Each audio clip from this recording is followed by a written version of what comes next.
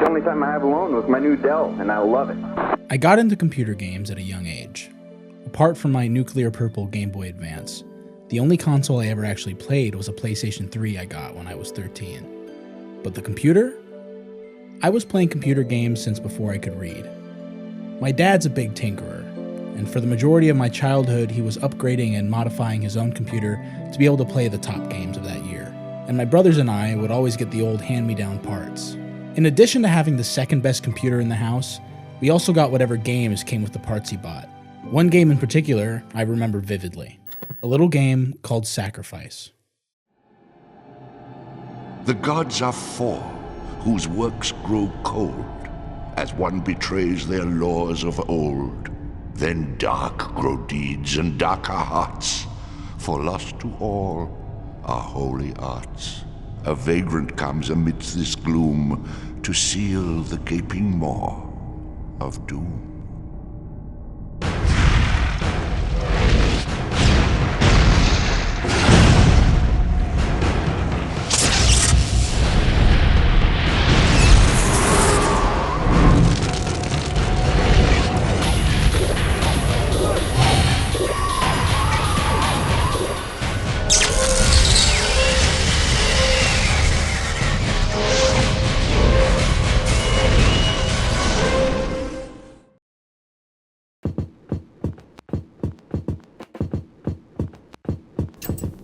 Hey friends, my name is Bencho, and welcome to Overhead, a showcase series on games that I find interesting, different, or just plain worth making a video about. Today, that game is Sacrifice by Shiny Entertainment.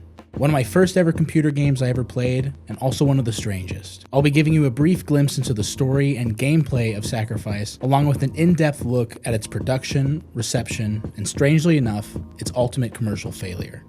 But before that, I want to set the stage and talk about the history of the game and how it was primarily sold. Let's get to it.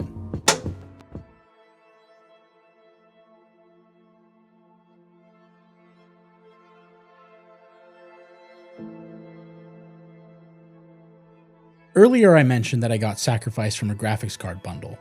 It was a promotional game. I'm sure most of you are familiar with the idea of games sold with a console or a controller, but back in the early 2000s, games were sold with everything, from the graphics card to the computer tower. Well, this kind of deal still exists today. With how exponentially the tech and gaming industry has grown between 2000 and now, these bundles lean more towards the most hyped AAA titles being released, or are an exclusive limited release like the Cyberpunk RTX 2080 Ti graphics card. But back in the early 2000s, before monopoly-like tech giants like Nvidia and AMD cornered the market, everyone was still fighting for supremacy in the gaming technology world.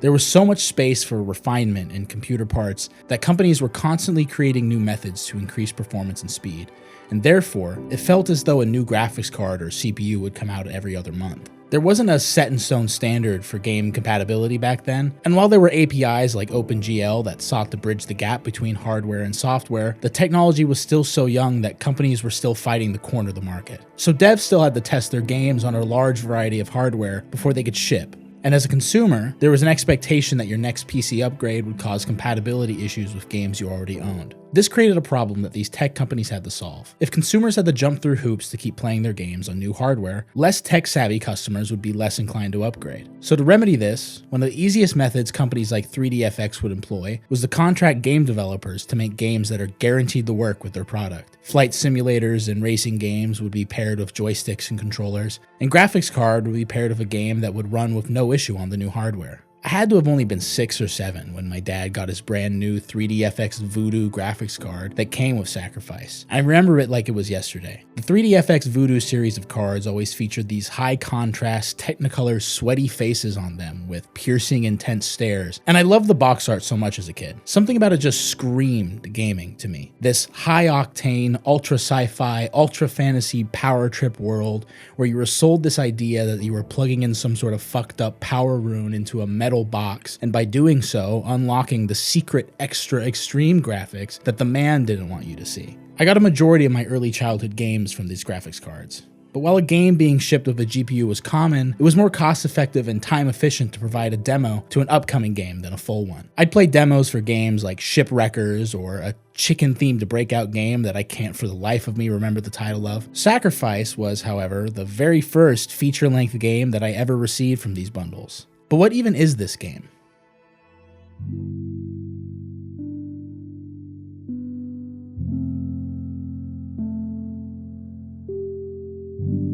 Okay, sure, we can talk about the game, I guess. But I didn't make this video just to talk about the game Sacrifice, but the context in which the game was made, which I believe is just as important as the game itself. Sacrifice is a game made and released in 2000, on my birthday, by the company Shiny Entertainment. Does the name ring a bell? I wouldn't be surprised if it doesn't. Shiny was a game development company founded by David Perry in 1993 and was only independent for 2 years before being sold to Interplay Productions in 95, then to Infogrames in 2002, which was the company that bought Atari in 99, and then realized that no one who knows what Infogrames is and everyone knows what Atari is, so they changed their name back to Atari after the purchase. Kind of like how that one fungus infects ants' brains and makes them change their name for better brand recognition. And then they sold the studio to Foundation 9 in 2006, which in of itself was a merger of Virgin Entertainment and Backbone Entertainment, which upon its purchase of Shiny, merged the companies together to form Double Helix Games in 2007. And like all Frankenstein business homunculi of any industry ever, Amazon buys it 7 years later. But despite being a merge manner mobile game made manifest, even if you may not know the company, a select few of you may recognize some of the games they developed. Now, I really only do mean a select few of you, Earthworm Jim perhaps being the only one that broke cult classic containment, and in recent years had its last moments in the spotlight for reasons we've come to expect. But the other ones, like MDK or RC Stuntcopter, while a small passionate group of people will tell you how mechanically sound these games were, everyone else is still over here trying to make sense of the Shiny Entertainment family tree.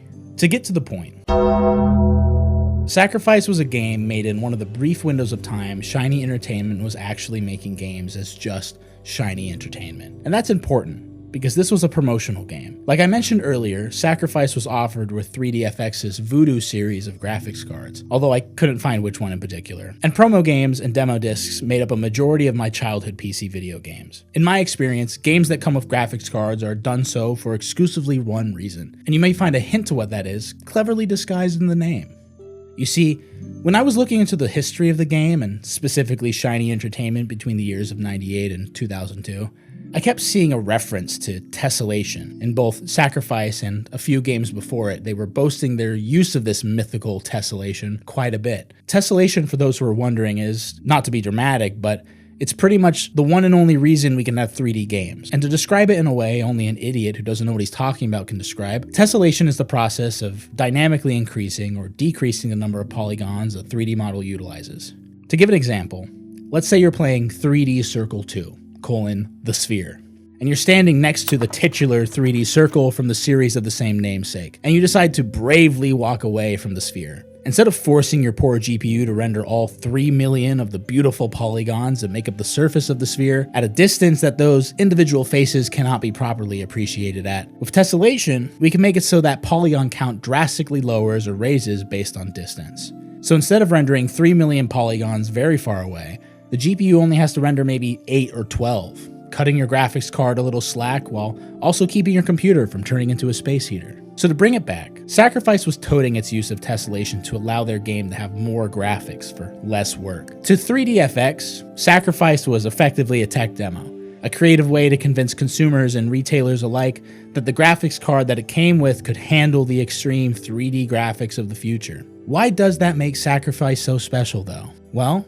you have to remember this was an experimental era for video games, the early 2000s. I mean, it was only 20 years ago prior that we started making games with real-time 3D graphics, or 3D graphics rendered at the same time they were displayed. So to anyone, and more importantly 6-year-old me, to see a 3D game of bumpy grass was mind-blowing. Also, there really wasn't a large independent video game scene back then.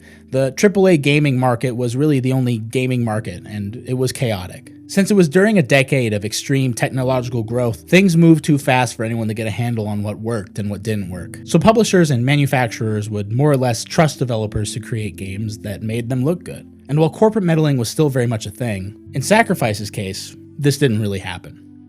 Dave didn't know what he wanted from the creative vibe, but he just thought, well, we hired you from Neversoft as like one of the leaders of that studio. And the reason we brought you in is because It's just like you got a mind of your own, and you seem like somebody who could create a whole world. Side note, this is Joby Otero, former art director at Shiny Entertainment. We'll get back to him in a moment. So what puts games like Sacrifice into a league of its own is simply that. Sacrifice is one of a kind and weird as hell.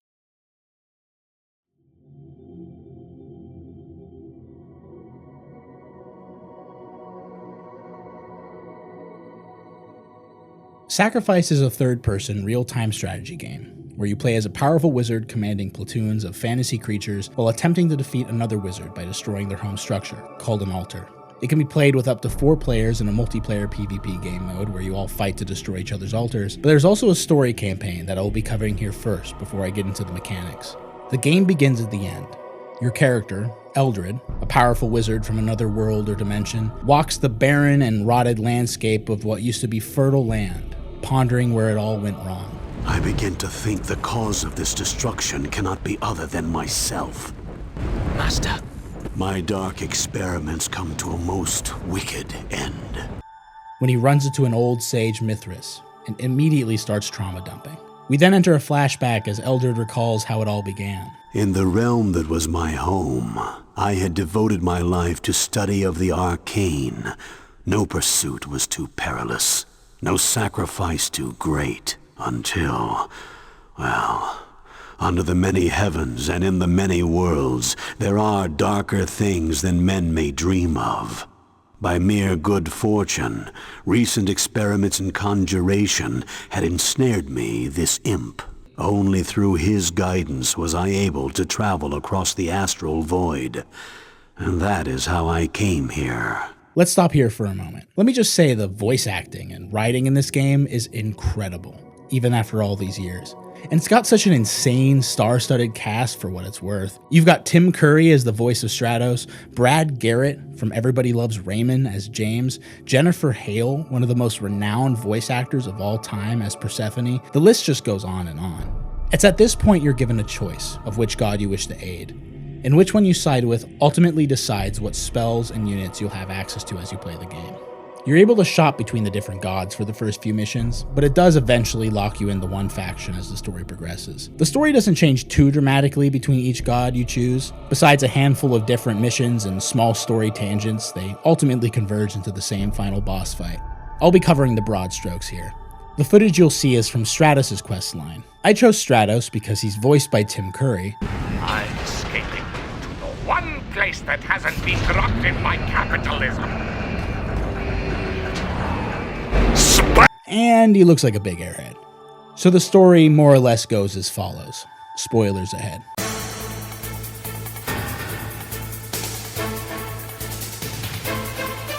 Eldred flees his world or dimension, it's not made quite clear, and arrives in Elysium, the floating island world ruled by the 5 gods mentioned earlier. Persephone, the goddess of life, James, the god of earth, Stratos, the god of wind, Pyro, the god of fire, and Charnel, the god of death. As a rogue wizard, Eldred pledges his skills to the Council of Gods, but each god is fickle and in constant competition for power, so the stability of the council is tenuous at best. This already fragile balance is then challenged when Mithras, the sage and prophet that Eldred is recounting the story to, arrives with a prophecy that a mysterious evil entity will soon arrive and the gods will be destroyed. Upon this revelation, the gods begin the plot. Pyro, the god of fire, has already been causing mayhem in Persephone's domain, kidnapping denizens and converting the lush natural islands in her domain into fiery, polluted factories devoid of life.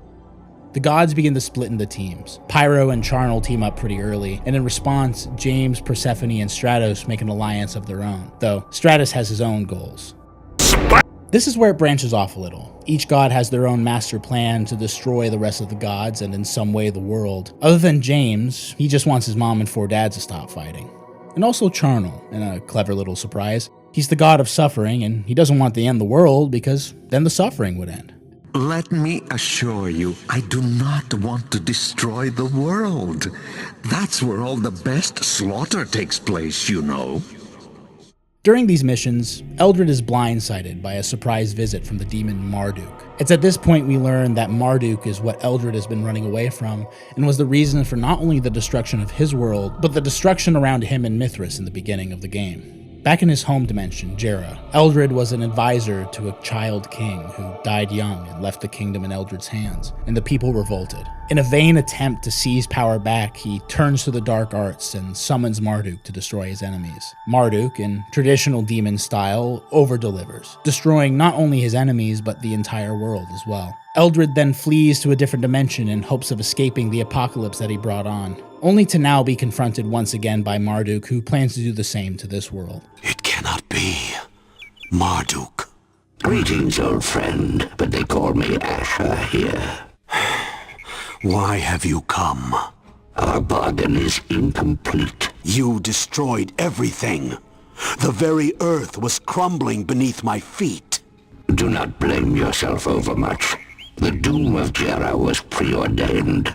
Content yourself that you were but a pawn, as you will be again. Eldred decides enough is enough. Now teamed up with the gods of your choice, you begin to figure out a way to destroy Marduk, though the conflict between the gods gets in the way. Eventually, you stumble and fall your way through several missions, only to arrive back where the game began, on the islands of Elysium mere moments before its destruction. Off camera, Eldred is informed by a local zombie that Marduk has built some sort of weird world-ending artifact, and Eldred decides he must destroy it. It's at this point Mithras reveals to Eldred that he's been Marduk this entire time. And depending on what god you chose, he ridicules you for your vain attempt to escape the inevitable. And then the final fight begins.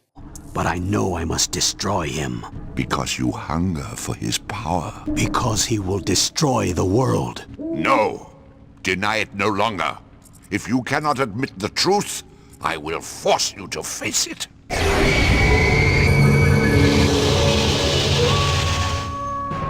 I knew it! Now, open your eyes and see.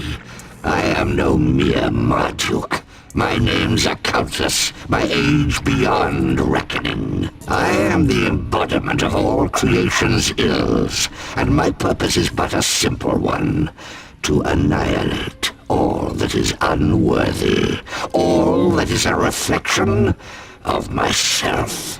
Let's take a moment and talk about the basics of playing the game real quick. Sacrifice plays like an over-the-shoulder squad-based RTS, where your wizard, while having powerful spells of his own, also summons and commands units to fight as well in rock-paper-scissors styles combat system. This is a twist on the bird's-eye view structure-based RTS genre that we're familiar with, like Age of Empires and StarCraft, that we see plenty of modern renditions of today. But Sacrifice was one of the first of its kind back in the day. So you can summon and organize squads of units, and command them to fight enemy wizards with spells and squads of their own. And though the campaign switches up the goals per level, the general mission of each round is to destroy the home base or altar of the enemy wizard by sacrificing one of your units to desecrate the altar. Otherwise, just killing your opponent with spells or units puts them in an ethereal state that will eventually respawn them. Scattered around every map are mana geysers that you can build structures on that increase your mana pool and regeneration.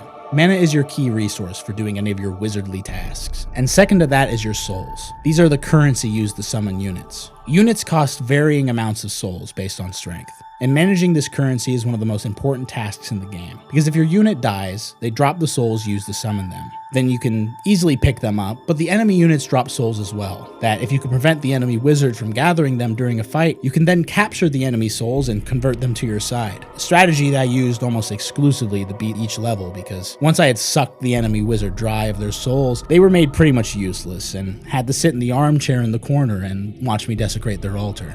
The gameplay loop on the surface ends up being very simple when you get into it. Collect souls, generate units, capture geysers, and win duels. But as you can see from the gameplay I'm about to show you, things get chaotic really fast. Attack! Line formation. Your wizard is under attack. Group 1, Group 2. Your creatures are under attack. Defend this area. Group 1, Group 2. Line formation. To wrap up the story, you fight Marduk, who doesn't follow the traditional desecration rules at first. You have to do some shenanigans in the first half of the mission to destroy his doomsday machine before you get to pull up the armchair and tell him to take a seat. Marduk gets blasted the fuck out, and you share a little themed quippy back and forth with the god of your choice. Unless it's Persephone. She just ghosts you, and it's the James ending again. Do feel free to return sometime and visit. Our hospitality will be gracious, I promise. And you will have every comfort a hero deserves. This is a civilized world now, after all. And I It's only God.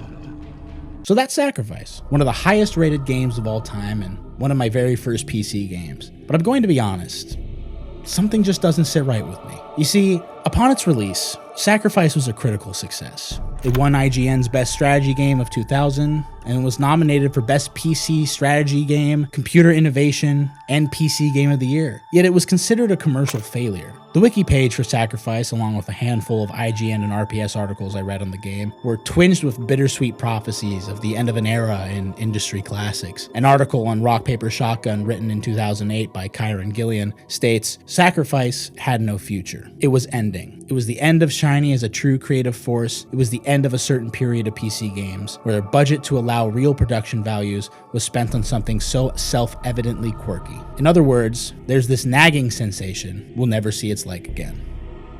But other than a few theories that the game industry just headed in a different direction and maybe the marketing wasn't the best, there was no solid answer to why Sacrifice, with its star-studded cast and incredible reception, failed to outsell other critically acclaimed games that came out that year like Deus Ex, Diablo 2, or Counter-Strike. And it was killing me that no one seemed to have the answer.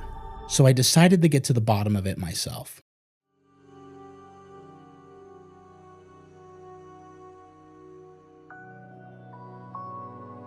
It's hard to convey the emotion when people that you've been down in the trenches with for, years by that point and weren't sensing that from them. And we were all bringing our all to it. And then to hear that, it's still to this day, it's just like, whoa, that's heavy, man. It's like like a bear sitting on your chest,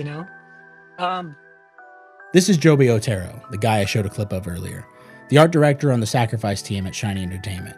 And he was kind enough to chat with me a bit about the development process, what it was like making games back in the late 90s and early 2000s, the future of gaming, and his thoughts on why Sacrifice failed. We had a great talk, and as much as I'd love to put the whole conversation here, I'll only be covering what he and a few other team members had to say about Sacrifice's lack of success. If you are interested in hearing the rest, I'll be uploading the full 2-hour conversation later this week. So go ahead and subscribe and turn on notifications so you don't miss it. I had a great time getting his perspective and hope you will as well. Alright, back to the video. Sacrifice was a highly regarded game. It's been talked about for ages, and yet it failed. I'm just going to let you listen to what Joby had to say about this first, before I get to my 2 cents.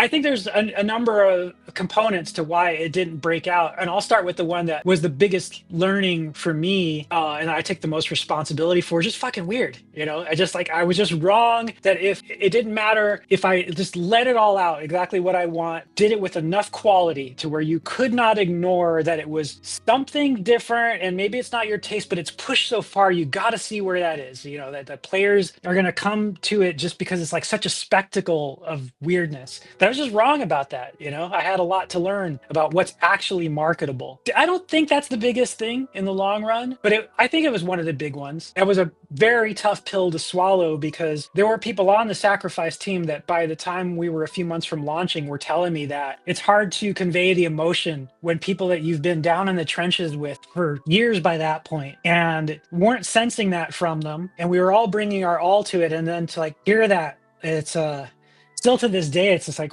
whoa, that's heavy, man. It's like a bear sitting on your chest, I thought this was all of our baby. I thought we were all into this. No, not that part of it, dude. In fact, we're kind of worried that it's going to crush us. Fuck, wow, okay.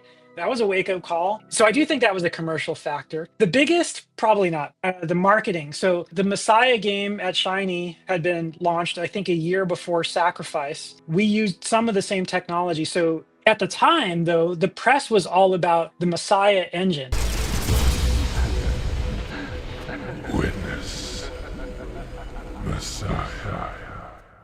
3 years or so before Messiah came out, Messiah was already on the cover of the biggest game industry magazines like Next Gen, with the cherub angel lead character from that game was full on front page, and they did a multi-page spread years before the game came out. So it was so hyped. People thought, oh, well, Messiah engine, the Sacrifice game, that's just inheriting that engine, right? Not understanding no, we're just inheriting the character technology. just for the characters, right? There was a couple of things with regard to the marketing. One was that we didn't have the wherewithal anymore to battle against the perception that this is just kind of some kind of successor to that in some way. So there was a muddled message around that. And even more importantly, as cool as Messiah was, it didn't do well commercially compared to the hype, at least. I don't know this for a fact, but all of us on Sacrifice very much had the impression that Interplay was not going to spend anywhere near the marketing on a shiny game. Certainly not now, not at that time, because of that. We got good people assigned to us on the PR and marketing side of things, but my impression is they had nowhere near the budget. So I think that was maybe the single biggest component other than the weird factor.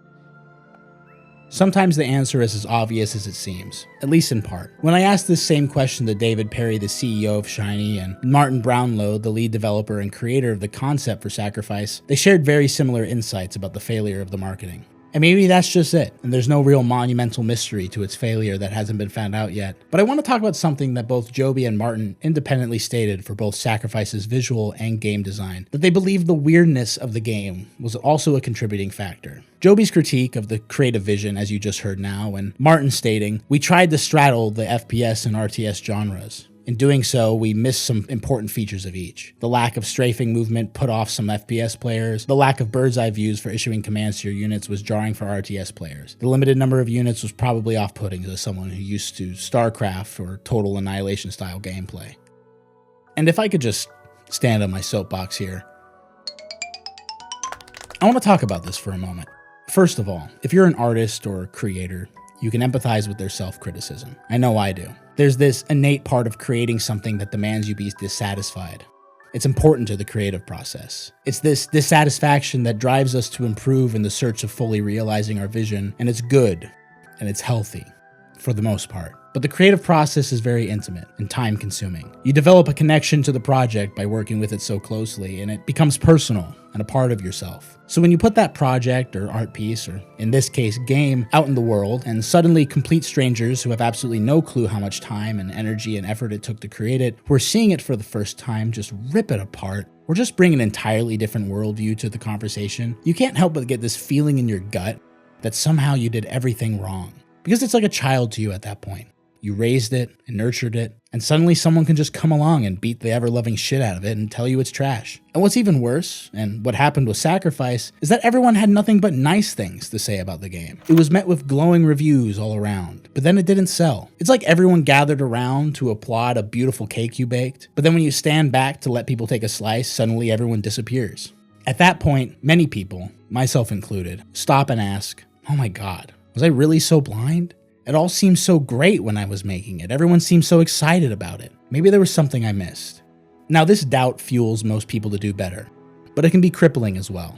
And that's why I showcase these weird games. Because as someone who's heard his fair share of "I don't really get it" or experienced mediocre results after such high praise, I know how demoralizing it can be. And I think because of that, mainstream gaming media can sometimes feel too sterile or too safe, because no one really wants to be the weird guy that no one understands or everyone ignores at the end of the day. In the same Rock Paper Shotgun review by Kyron Gillian, he alludes to this sterilization of some degree. He says, "The world which allowed its creation is simply gone forever, and the future that Sacrifice tried to foretell was a more interesting one than the one we got."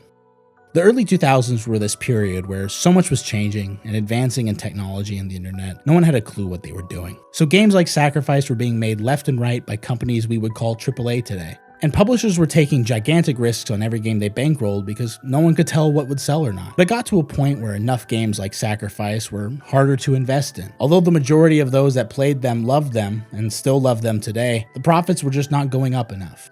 And as time has gone by and video games have gotten more popular than ever, the AAA industry started to understand the patterns, genres, and experiences that would net them the most profit. So exploration and experimentation narrowed, and companies began sticking to the well-trodden path because it was safe and it would generate more income. Because of this, truly unique games rarely get the spotlight they deserve. Now don't get me wrong, I think the independent video game scene has been exponentially growing in parallel as game development software has become more open source, free to use, and easy to understand as the language of game design evolves. But the downside to indie development is getting your game seen. Marketing is expensive, and most indie developers don't have the budget to afford it or the energy and time to do it themselves. So what the average person sees is what companies like Sony, Microsoft, and Nintendo can afford to show you, and that just ends up being whatever they want you to think is a good game. Whatever flavor they or their investors have decided is the one flavor you get to have. And I'm not saying the games advertised are all bad. There's still plenty of AAA titles that are still good fun. But I really do think this railroading is not going to get any better. Especially since the science of trends has gotten so finite at this point, companies like Sony are willing to can entire swaths of game projects the moment a game is not instantly profitable.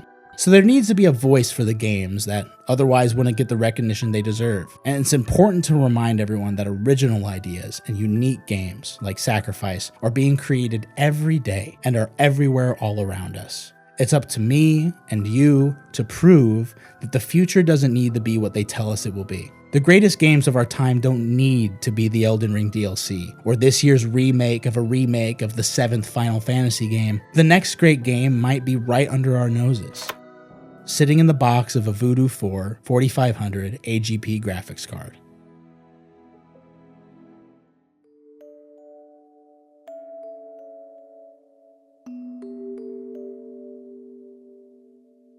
All right, I'm done. Actually, wait. I just want to clarify.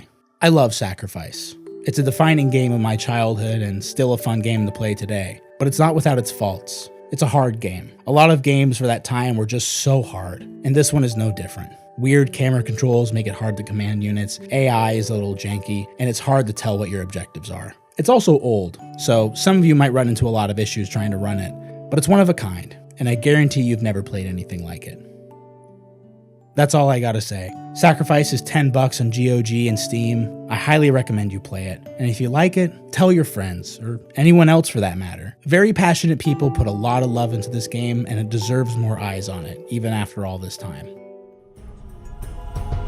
Sacrifice! That was cool. This video took way too long to finish. I have a full-time job that leaves me with little precious free time, and it's a little less straightforward than my last 2 overhead videos, so it took me a minute to tie it all together. So I'd appreciate any support you can give, liking, sharing, subscribing, all that. I'd also love to hear about what you have to say about the video or the game Sacrifice. Or, if there's a game you feel deserves more praise, let me know in the comments down below. That would also help support the channel, and for that, I'd be forever grateful. The full conversation with Joby will be out later this week, so keep a lookout for that in your notifications. And while you wait, check out some of my other videos. Maybe you'll find a new game you haven't heard of. That's it for me. You have a good one.